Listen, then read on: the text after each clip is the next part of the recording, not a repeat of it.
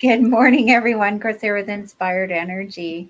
This morning, I have a real treat for you. I have Reverend Dr. Rynn Parraw with us this morning.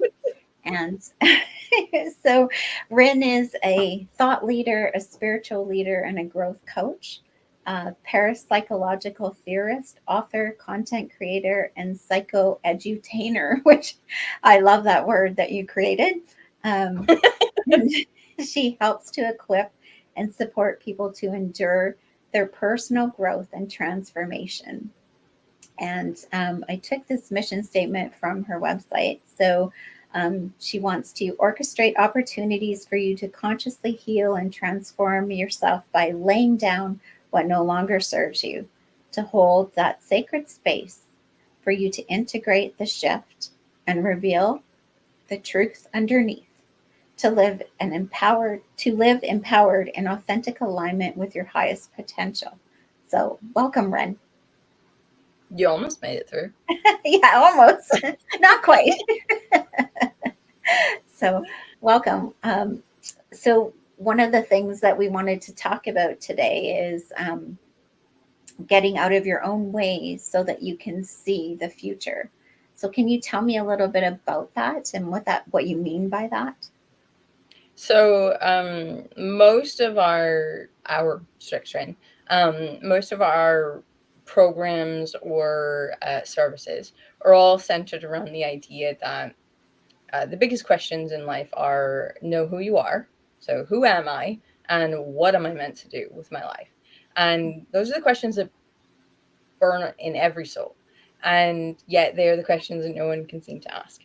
And for a long time, we've been saying like the answer to most questions, like how do I protect myself from all these people, and how do I do this, and how do I do that, and how do I grow, and how do I connect better with my spirituality? The answer to all of it is essentially know who you are, and then know what's right for you and what's not right for you, and go in that direction.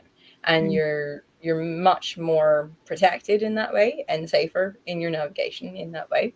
You're less likely to pick up things that are going to be problematic for you. But it all hinges on the fact that you already know who you are. But the whole reason you're doing these things is to find out who you are. And so we kind of like went, that doesn't make any sense. So let's fill in that gap. And so I started developing programs that all help people to recognize the features of who they are. So even though they won't have that defined statement of who you are, because you shouldn't. As soon as you do that, it becomes problematic. You lock into something that is no longer changing. We're meant to be ever evolving beings. And so in order to do that and to guide your exploration, essentially what we do is we help you to understand you are a multifaceted being and to get to know those facets so that every different aspect of who you are, every different expression of who you are, which is authentic, becomes readily available for you to employ in the right context. And so we do a lot of work around teaching people that, hey, you're a multifaceted being. You don't need to commit to just one definition of who you are, because that's not actually true. And so we help people to understand the contextual nature of who they are and how, as a multifaceted being, different contexts highlight different parts of you. And in those different contexts, with those different people, different things are required of you, and you will look like and you will show up differently. You'll express yourself differently. And when we started doing the psycho-spiritual lectures 6 years ago, 2018, that was one of the biggest questions, is like, well, I keep outgrowing myself, or which version of me is the authentic one? And my argument was, well, they all are in the right context. They're all you. And you get into trouble when you start discluding aspects of you that are authentic in order to overly commit to something that is only one part of who you are. And so reframing that, or educating people on that thing, that as a multifaceted being, you need to get to know many selves in order to understand the truth self, and to know who you really are, and to be able to kind of pull out the right version of you, but allow the right version of you to be highlighted and expressed in the context as is appropriate, will help you feel consistently authentic, regardless of what context you're in, even though you don't feel consistent. And that was a Yeah. major breakthrough for a lot of people, is that consistency doesn't mean authenticity. And so right now, a lot of our work is around helping people understand what that actually means. And so we have a platform with a plethora of online programs for people to do in their own time and to find their way through and get to know the different parts of themselves in ways that they can build confidence that is insulated from the rest of their life when they're trying to be so vulnerable. Because that's one of the big things when you're trying to get to know yourself and you're trying to grow, it's a vulnerable process. And so you need to do that in a safe way so that it can be done authentically, to reuse the same word in a different way. But in many I think, different ways. yeah, I think it's really interesting because I know that I work with you, and one of the things that the realization that I came to was every time my life would fall apart, it was like starting over again, and it was like creating a new me instead of being able to identify that, oh well, this part is useful and that isn't, and going through that whole process. Yeah, So people think they're can you starting talk? over from scratch instead of recognizing, no, it's just a new part of you that is seeking expression because you're in a new context and new things are needed. Like new friends, new environment, new space, whatever that is. And therefore Shifts. new skills, new communication, new Yeah, self. Yeah. exactly. Yeah. But, and one of the interesting things is you have a unique set of skills that you bring to the table that people who might not know unless they work with you. But I totally remember By the day. design. well, the day You that put great I effort into making sure of that. I just wanted to share with people that the day that I actually ran into you was kind of serendipitous because I was going for a float. And usually you can float and it's peaceful and everything. But after I had met you at the float house, when I was trying to float, all I could hear was, she knows who you are. She knows who you are. And I couldn't float. So I find it really interesting that this is your mission, that this is your goal in while you're here is to help all of us who don't know who we are, who have lost our way, to actually rediscover those parts of ourselves so that we can live an authentic life and become our highest potential. So thank you for being that, which triggers some of us into that journey. The all-seeing eye in superimposition. I'm not really an all-seeing eye, but that's kind of how it comes across when you're working with me because you can't get away with anything. Yeah. Try Yeah. it. That's kind of the oracle part of you, is it not? Yeah. So The oracle doesn't I always say I'm not a psychic, but what I do is very similar. And as an oracle, what we do is we see the picture and how everything fits, but we see how to get there and where it's going. It's not just this snapshot in time of like, oh, you're going to talk to this person at this time. It's actually like all of the free will choices that make up that circumstance and how to trigger them and how to make sure you're in the right place at the right time, ask the right person. And so the oracle sees a more complex picture.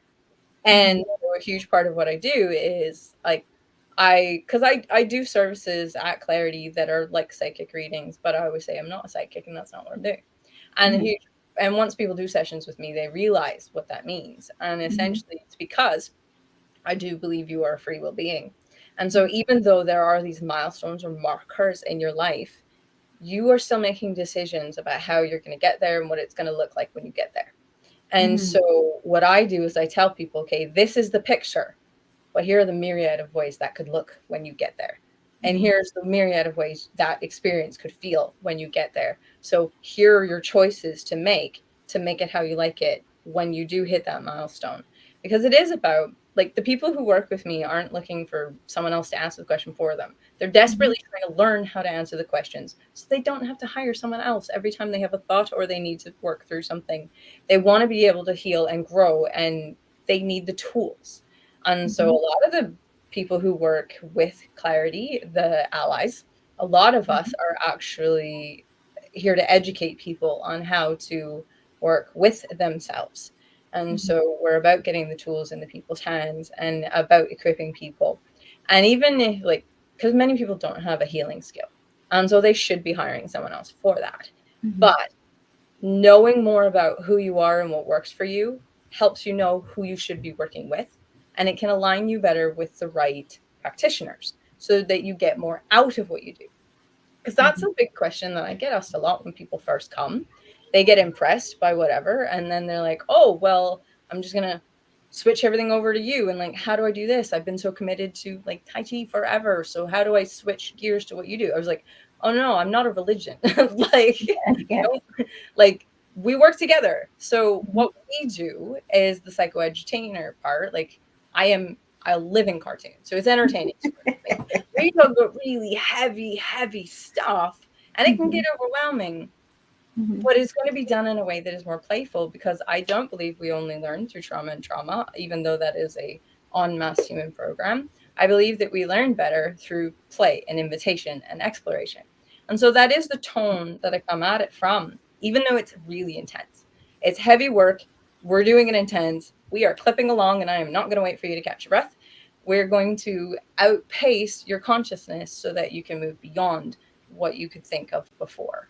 And so in order to do that, it has to be done in this more childlike tone in order to break through that adult mind that has been crafted and is working against you. And so as we're doing that, the biggest part of it is, how do you use the tools that have worked for you before in a better way that is actually in alignment with you, instead of them replacing you? And that's what a lot of people do, is they lean really heavy on practices or on systems as almost a way of replacing their own free will choices and consciousness.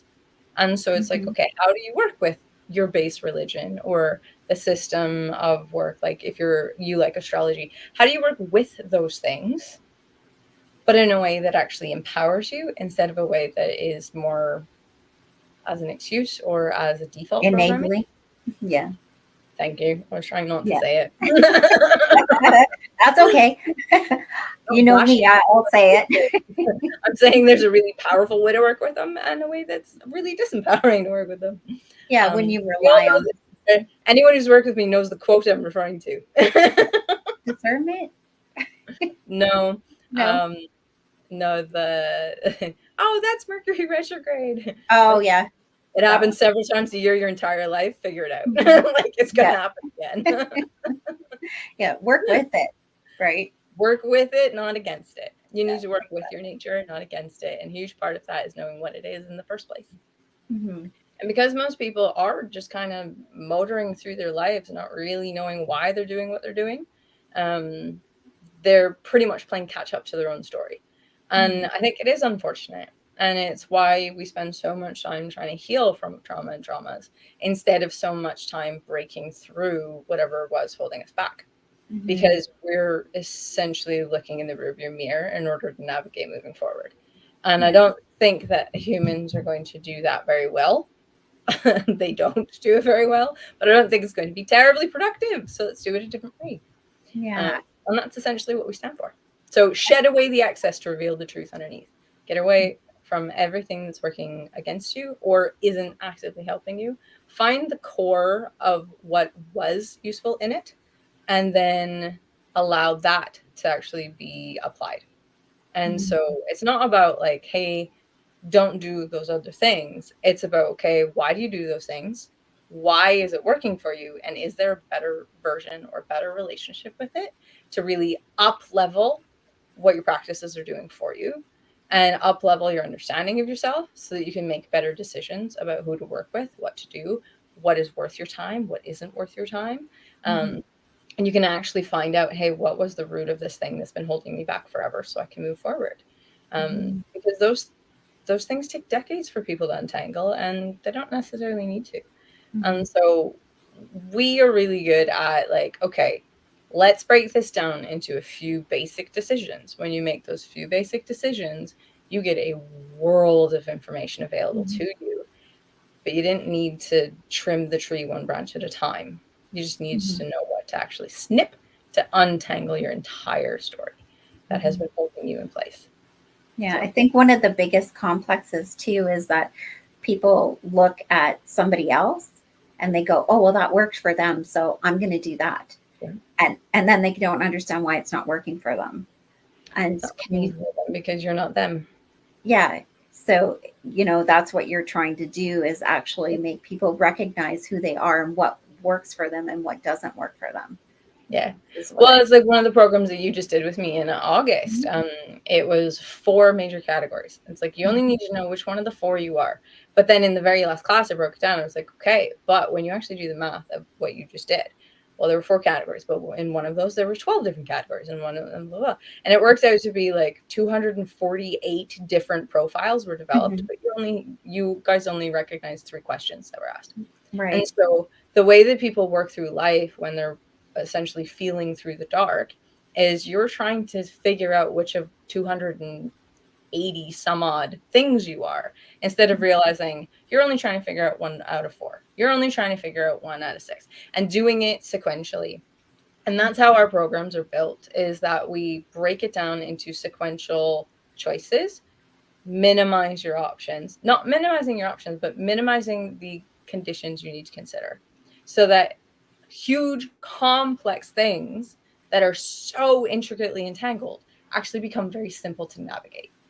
And we teach people how to do that. Mhm. And through private sessions, like we offer through Clair-i-tea, we will coach people through those processes. And through our online courses, which again, available through Clair-i-tea, like as an ally with Clair-i-tea, anyone who signs up through Clair-i-tea gets discounts off of programs and gets special opportunities like going through classes live with a group who's supporting each other. I don't do that with other communities, just for Clair-i-tea. And so all of those are ways that people can be supported and go through it with other people and not feel so alone and like it's just them have to figure everything out. Mhm. Especially for sensitive people, it's overwhelming to try and survive, much less to try and work on something productively. And so much time is wasted, and well, I call them resources, but time, energy, attention, they are Mhm. limited resources that you need to prioritize. Mhm. And people don't know how to do that. Yeah. And so a lot of the programs that Clair-i-tea offers and that we offer in conjunction with Clair-i-tea, especially this fall, they are all about helping people sift through, which is why my tagline is shed away the excess to reveal the truth underneath. Mhm. And we So, coach people through doing that. can you maybe just tell people, for those people that don't know, a little bit about the types of services you do offer? Like, we right now they're offered by Zoom and by phone, because you're not physically here. But can you describe a little bit about it? Because I get questions about one of the services for sure, and that is Oracle Spiritual Counseling. Well, what is that? Like, Of what course does they don't that know what it is. I entail? made up the Right? term. Exactly. So people sometimes are a little bit confused by that. So maybe you can just touch a little bit on your services that you do offer here. Yeah. Well, so I am somewhere between a spiritual leader, I am an ordained minister, and also a psychotherapist. So I am a parapsychologist, not a psychologist. My PhD is a theoretical degree, it is not a medical degree. Um, and so I am trained in psychology, but I do not have a PhD in psychology. I'm a parapsychologist. And so what a parapsychologist is it's someone who studies, or my expertise is in what doesn't fit in traditional psychology. So my focus is on anomaly experiences, people who believe they're gifted, people who think they have had paranormal experiences, religious experiences, those types of things. That's what I study. Um, Afterlife, near death experiences, possessions, stuff like that. And so I have the spiritual side as an ordained minister, and I have the parapsychology side and my psychoeducation, psychological education. And I marry those two. And so where I work is where those two worlds meet. I don't believe that spirituality and psychology are actually two different fields. I believe that they are very much intertwined. And anyone who has struggled has realized it is a thin line. When you're exposed Mhm. to one, like mental health issues, spiritual stuff starts to become right next door. Mhm. And same thing. If you have a spiritual experience, mental health insecurity becomes like almost like a default program. And so those two are too entangled to deal with separately.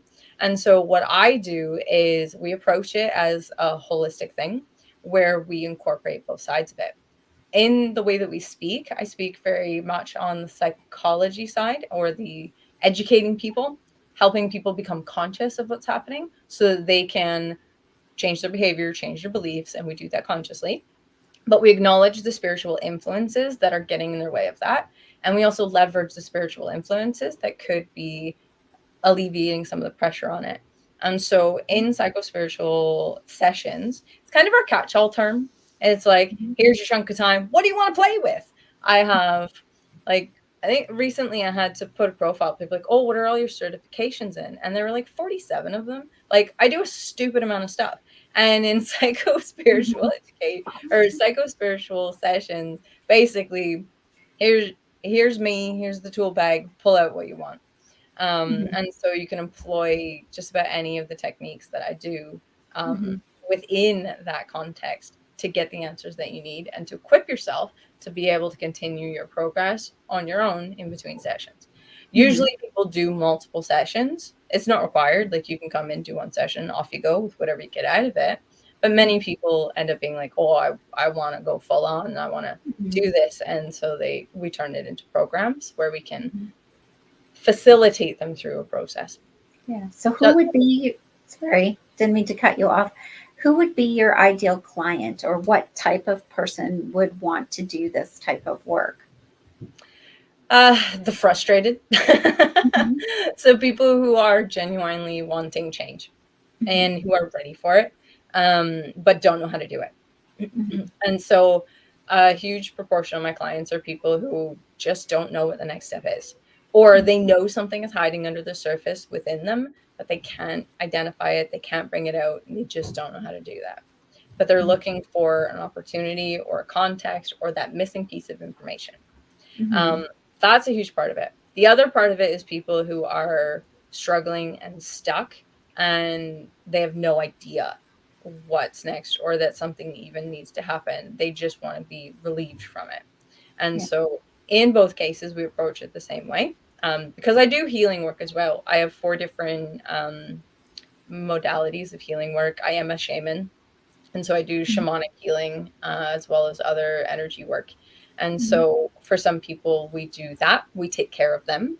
But essentially what I teach, and my free ebook, like Get Strixed, is all about how to make sustainable change. And it educates people on a few things that they need to be aware of that are huge blockages. And once they become aware of them, they realize, oh, that's why it wasn't working, or that's why I kept bailing when I was partway through and nothing ever seems to work for me. And so it's like a 16-page book. I think it's actually like 42 pages, but it's a very short book. It takes me 16 minutes to read it.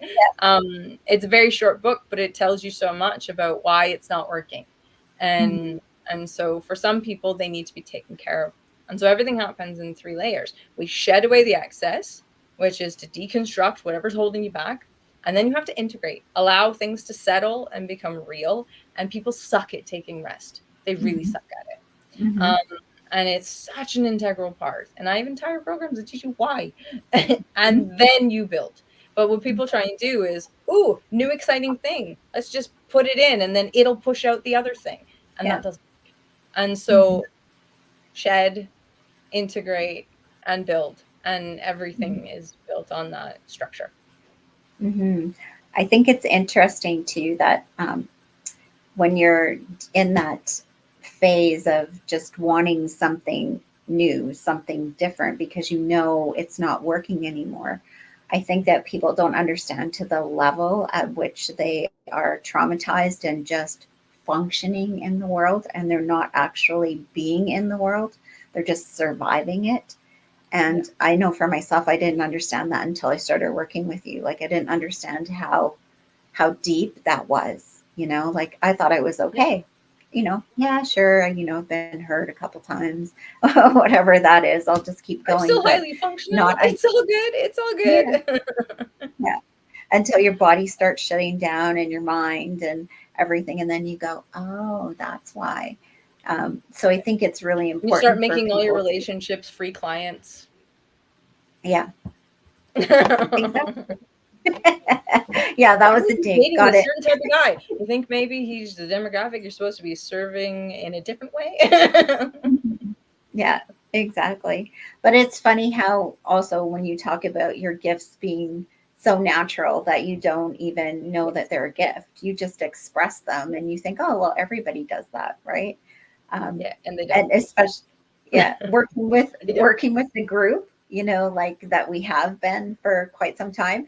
It's Yeah. interesting how you can point to somebody else and you go, oh, well, you've got this, but they envy something that you have, and you're like, what?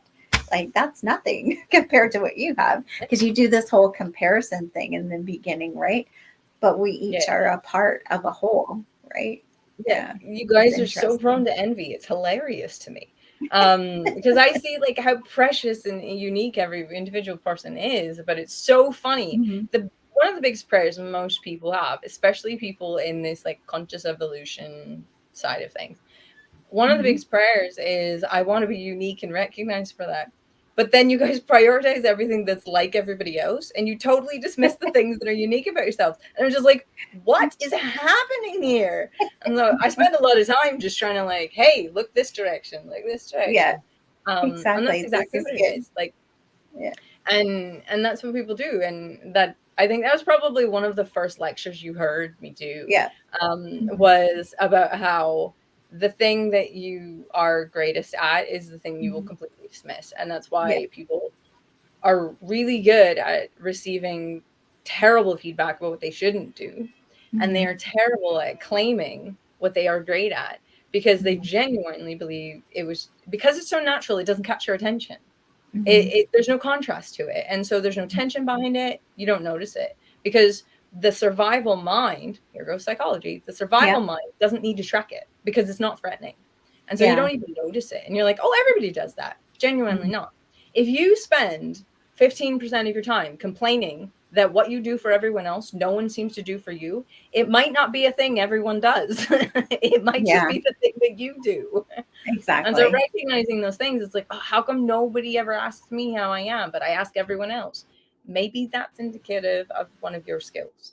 And Yeah. so recognizing what's the thing that you Hmm. complain about everybody else Yeah. not doing when you seem to be the embodiment of it. I don't know how people aren't recognizing that that's a thing, but that is a whole thing. And that is like a cornerstone stone to figuring out what you were made Hmm. for sure. Yeah. Hmm. Humans. Yeah. They all want to So be maybe so we'll just take the last few minutes here and talk about, uh, because I think this is really valuable. You've created this university, and university is YOU. So instead of regular universities, so it's about programs university. and stuff that that were created by you to help us delve in and discover, more about ourselves and who we are, and so that we can become the fullest of our highest potential. So can you just tell us a little bit about the university and about how we would sign up for it, or the types of programs that you're offering through there, and just give In people 30 some seconds or idea? less. No, you've got a few minutes. It's not- So university, YOU, university, it is designed around that central question of the biggest thing that most people will spend their entire life studying is themselves. And so in order for people to figure out how to answer that question of who am I, we recognize people have no idea how to even approach that. And so most teachers out there are trying to teach you a skill, or they're trying to teach you their thing that they are good at. And almost no one helps you try and figure out you. Like you can pay hundreds of thousands of dollars to a therapist to help you for decades doing that. But most people, that's a little out of range. And Mhm. so we started developing these programs. So how it came about was in sessions with clients, the same things kept coming up. And I was like, I hate repeating myself. And I talk a mile a minute and I got a lot of things to say. And so I would rather say it once and then point you over there and spend our personal time going into the nuances of you. And so I started to develop these supporting programs. We'd have a session. I'd be like, okay, this, go do these lectures or go do these skill development things. Come back when you're ready to figure out application. And we started doing that. And within 3 months, there were 40 programs. And Mhm. so we realized That's a that was a whole lot. thing. And when I do a release, like next week, there's like, oh, what's this next semester offer? it overwhelms people really easily because it's like, I don't even know where to start. I don't know what to do. I know you have the answers to the questions, but how do I organize this? And so Hartwell, one of your guys, he challenged me. So he's like, can you like put a structure to this or like a map so we can figure out where to go? And I'm like, yes, I can. And so we took this empire of content and we organized it into sequential and supporting programs that will lead you through answering those questions about yourself. And so all someone needs to know is what's their question? Like, what's their question and what's their goal?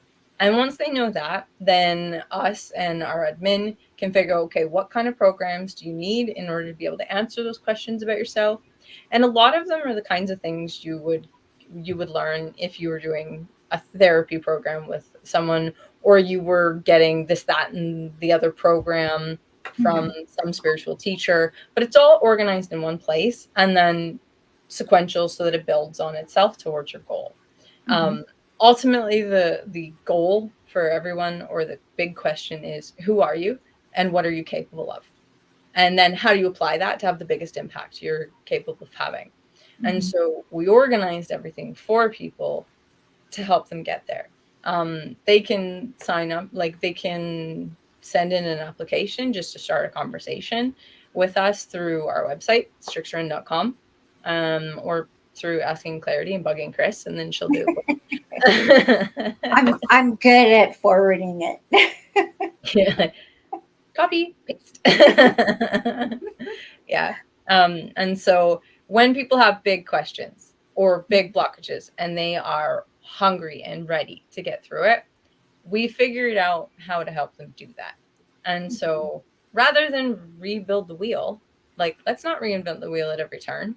And so we've kind of put a sequence to things to help people fill in the gap that I guess nobody else is talking about. Don't know why. I think everyone needs to talk about it, but apparently none of the other teachers out there are doing that thing.